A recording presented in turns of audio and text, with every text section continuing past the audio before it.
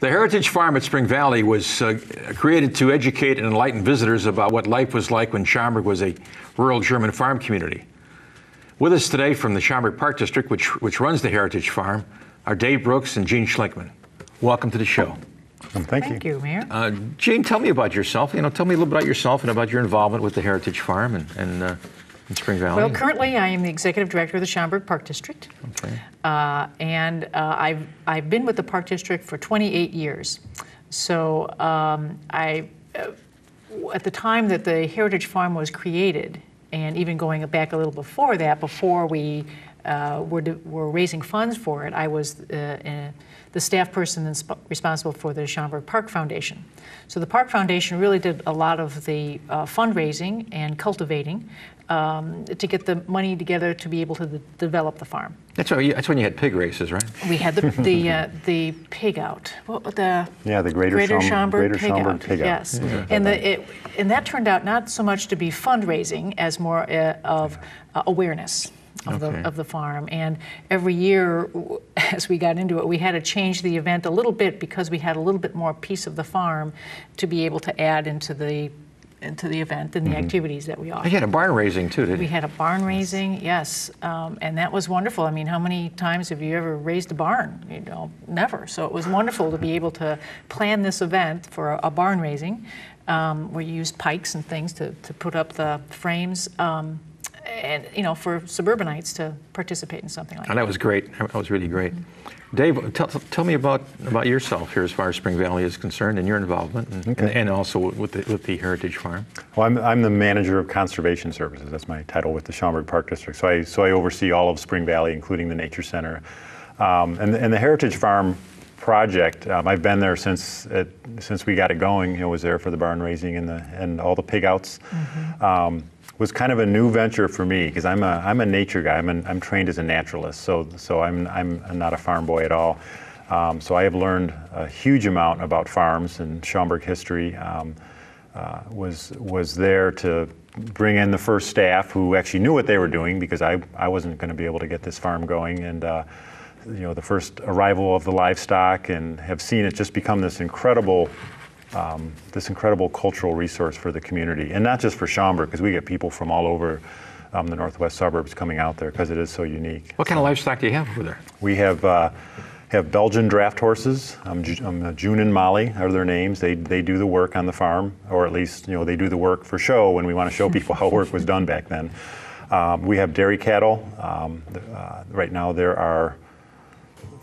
Boy, I'm going to get this wrong because the number of cattle are changing. But there's a number of dairy cattle. I know we have one calf. What kind of cattle are they? What are they? They're a milking shorthorn, which is not kind of Guernseys or Jerseys. No, they were. I mean, one of the aspects of the Heritage Farm that does make it kind of unique is we try to be as authentic as possible to the reality of farming culture for the Germans who were here back in the 1880s, and a part of that is being true to the breeds of livestock. That's the breed they had, apparently. Yeah, they would have used that a lot. What kind of chickens do you have over there? Have a variety of breeds. I couldn't even name all of them, but I know. Well, name some of them. Name some. we have Barred Rock. We have.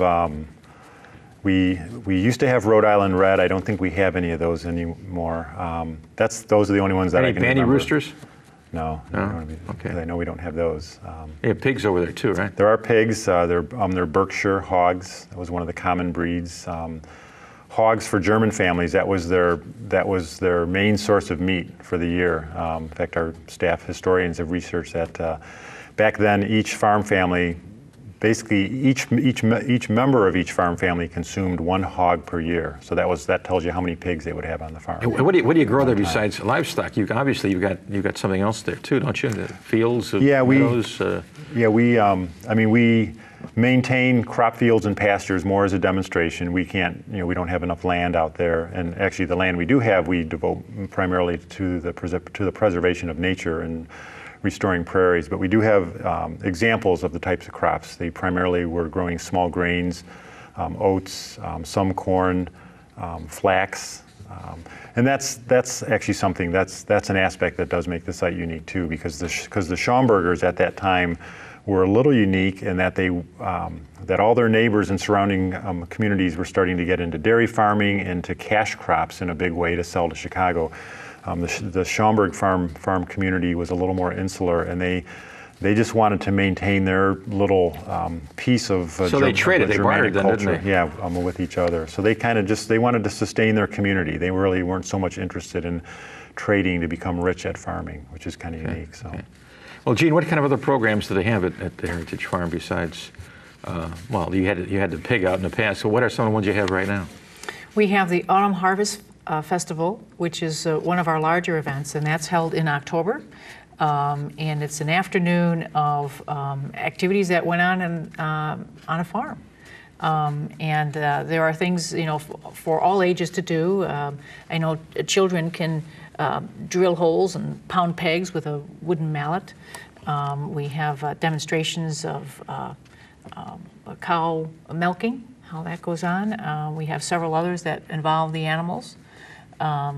We have wagon rides, as in a horse-drawn carriage. Do you have a program where families can actually stay at the farm for a day or so? Yes, we do. That was one of the visions that Jerry Hamlin, who is a former park director, had really in creating the farm, is that suburbanites could really experience what it was like in the 1880s hands-on. So we had we have a wake up and work on the farm activities where a family can come out and early morning and do the chores as the chores would have been done. Which includes, mucking out the stalls and feeding the animals. Mucking the stalls? I think that's... Yeah. That sounds messy. Yeah, yes, it does. It's a little messy. And then they would make a breakfast, eat the breakfast, and do some of the other activities, and participate in some games and fun kinds of things, too. That and you have programs, in what kind of buildings do you have there? I know you've got the barn, we talked about raising that barn, but there's other buildings there, too. What are those? We have the Borger House, which is a house that really was brought together. It's two homes. Is that the White House that's there? It's the White House, and it really is. It's a farmhouse. And what era is that? That is of the era. The oldest. It actually is a portion of the farmhouse. Is one of the oldest structures in Schaumburg. It was built around 1850. We don't have an exact date.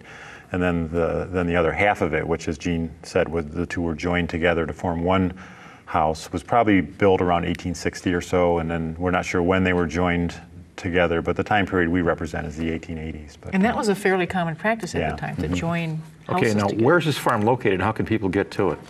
It's a great question. It is at, well, being part of Spring Valley, our address is 1111 East Schaumburg Road. That gets you to the Nature Center, and then you can either walk to the farm, which is a very nice walk, or you can park directly at the farm. The address there is 201 South Plum Grove Road. So it is off of Plum Grove Road, about a quarter mile south of Schaumburg Road. Okay, all right. New parking lot there, right? Yeah, it's a few years old now, but it's a nice, that's the easy access for folks who mainly want to go to the farm. It's on the east side of Plum Grove Road, a nice little parking lot that will still require a short walk down a nice smooth path to get to the farm, but we want folks to make that transition from their modern vehicles to the 1880s before they get there. Okay, well that's great. It's nice to have that kind of heritage here in Schaumburg, preserving that kind of heritage. And you guys at the Park District have just done a splendid job. Gene, thank you. Thank you. Thank you, Mayor. Thanks, Al. Thank you. Yeah, thanks for having us on. Look forward to seeing you again. That will do it for this edition of Speaking of Schaumburg. Be sure to join us again next month. Until then, I'll see you around town.